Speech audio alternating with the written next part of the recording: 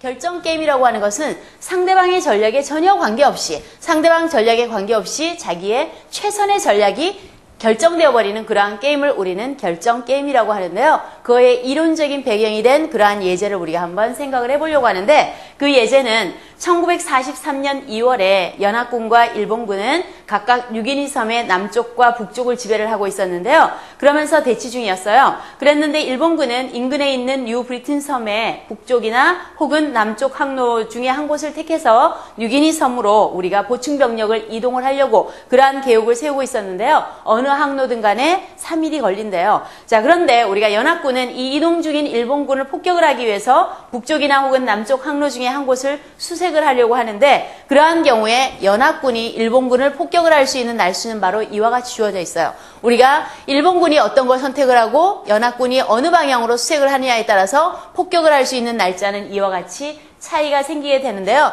이런 식으로 보게 되면 별로 정리가 잘 안 돼서 눈에 보이지 않기 때문에 우리가 이것을 조금 더 편하게 보도록 하기 위해서 이것을 약간 정리를 다른 방식으로 한번 해봤는데요. 자, 이 경우에는 뭐냐면 일본군이 북쪽 항로를 선택을 하고 연합군이 북쪽을 수색을 하게 되면 연합군은 일본군을 이틀을 폭격을 할 수가 있대요. 그리고 일본군이 남쪽을 선택을 했을 때 연합군이 북쪽을 수색을 하게 되면 우리가 이틀을 연합군이 폭격을 할 수가 있게 되는데요. 자, 이와 같이 주어져 있을 때 우리가 게임 이론이라는 걸 생각하지 말고 우리가 한번 생각을 해볼까요? 자, 그러면 일본군의 입장에서는 어떻게 될까요? 폭격을 덜 받아야 되는 것이고 연합군은 폭격을 좀 더 많이 해야 되는 상황이겠죠. 그러면 일본군의 입장에서는 폭격을 받는 것이 이렇게 주어져 있으면, 그러면 여기를 한번 이렇게 생각을 해보면 이쪽을 북쪽 항로를 선택을 하면 이틀과 하루를 폭격을 받는데, 남쪽 항로를 선택을 하면 이틀과 3일을 폭격을 받는데요. 그러면 당연히 일본군 입장에서는 어디를 선택을 해야 될까요? 당연히 북쪽 항로를 선택을 할 수밖에 없겠죠. 그러면 일본군이 북쪽 항로를 선택을 하게 되면 그러면 연합군 입장에서는 많이 폭격을 해야 되기 때문에 당연히 북쪽을 수색을 해서 이틀을 폭격을 하게 될 겁니다. 그렇죠? 이와 같은 식으로 해서 일본군이 여기에서 패하게 됐었는데요. 자, 이거를 우리가 이론적으로 한번 따져보기 위해서 어떻게 처리하려고 하냐면, 자, 행에 대한 최소값을 생각했어요. 행에 대한 최소값이라고 하는 것은 뭐가 되나요? 연합군이 폭격을 가장 적게 할 수 있는 최악의 경우를 상상을 하는 거죠. 그러면 가장 최악의 경우는 어떻게 되나요? 북쪽을 수색을 하게 됐을 때 일본군이 북쪽이나 남쪽을 선택하겠다면 여기에 따라서 폭격을 할 수 있는 날은 두 경우 다 2일이 되겠네요. 그렇죠? 자, 그 다음에 만약에 연합군이 남쪽을 선택을 하게 됐을 때 일본군이 북쪽이나 남쪽을 선택을 하게 되면 가장 최악의 경우에 폭격을 가장 적게 할 수 있는 경우는 1일이 되겠죠.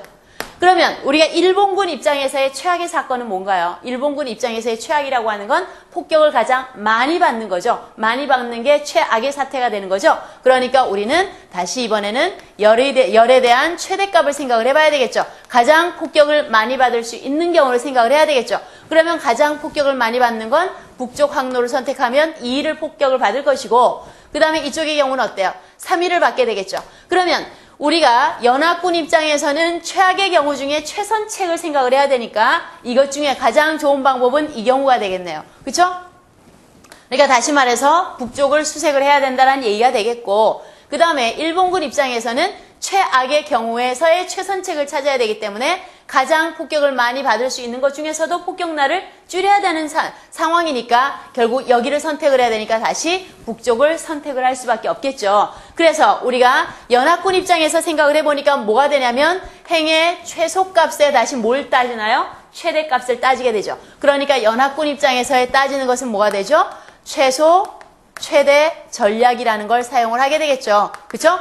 행에 대한 최소값을 계산한 다음에 그 중에서의 최대값을 선택을 하는 것이 바로 연합군의 전략이 될 것이고, 그러면 일본군에 대한 전략이라고 하는 것은 뭐가 되냐면 가장 폭격을 많이 받는 최악의 경우를 상상을 해서 그 중에서 가장 좋은 결과를 얻어내야 되니까 최악의 사태 중에서 그래도 더 좋은 경우는 어때요? 이틀을 받는 경우가 되는 거니까 다시 말해서 최대값의 최소를 찾는 거가 되겠죠. 그래서 우리는 최소의 전략을 사용할 수밖에 없겠죠. 그래서 한쪽 편에서는 최소 최대의 전략을 사용하고 다른 한편에서는 최대 최소의 전략을 사용을 하게 되는데요. 우리가 이와 같이 이 경우에는 아까도 얘기한 것처럼 우리가 일본군의 입장이라면 절대로 남쪽 항로는 선택할 리가 없는 것이고 북쪽 항로를 선택할 수밖에 없는 것이고 그러한 경우에 연합군의 입장에서는 여기에 있는 이틀을 폭격을 해야 되니까 북쪽을 우리가 수색을 할 수밖에 없어서 일본군은 북쪽 항로를 선택을 해서 가는 것이고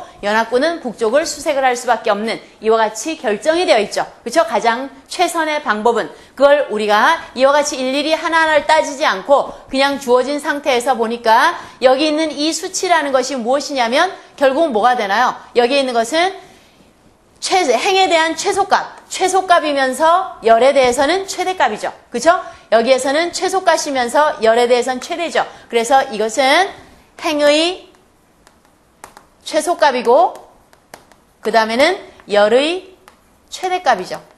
이러한 식으로 행의 최소값이면서 열의 최대값이 되는 어떤 수치가 주어지게 된다면 반드시 이 게임은 결정 게임이 되어서 우리가 상대방의 전략에 전혀 관계없이 자신의 최선의 전략이 결정되어 버리는 그러한 게임이 될 수밖에 없다라는 것을 우리가 알 수가 있겠고요. 자, 이걸 우리가 간단하게 한번 행렬로 표현을 해보고 싶은데 그러한 것을 우리는 성과 행렬이라고 얘기를 하게 되고 성과 행렬이라고 하는 것은 각 상황에 따라서 예상이 되는 득실을 나타낸 걸 우리는 성과 행렬이라고 합니다. 그러면 지금 한 것에 따르면 뭐가 되죠? 2, 2에 1, 3이라고 하는 이것이 바로 뭐가 되나요?